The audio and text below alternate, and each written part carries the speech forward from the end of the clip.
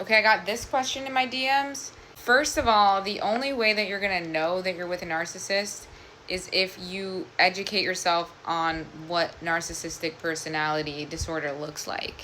You need to be aware of the tactics: gaslighting, manipulation, sleep deprivation, isolation.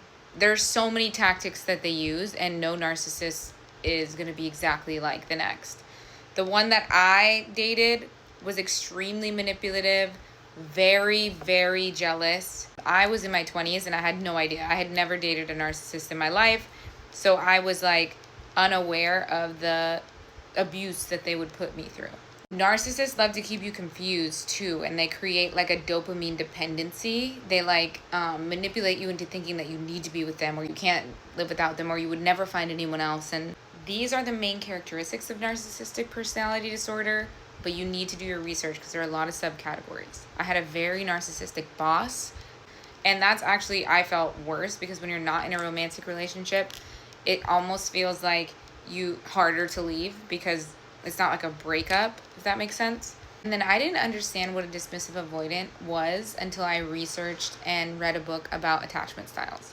So the saddest thing about dismissive avoidant partners is they actually desire connection more than anyone, but they cannot achieve it because of their fear level. They could love you this much, but if they are fearful of the connection this much, they're never going to be able to open up to you.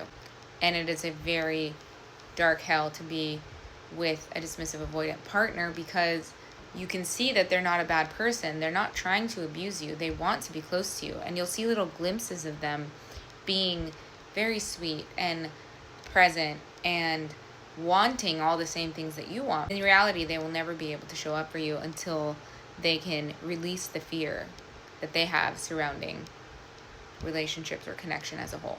I'm fascinated by psychology. I minored in psychology, so I will go down rabbit holes in the middle of the night to try to figure out a motherfucker.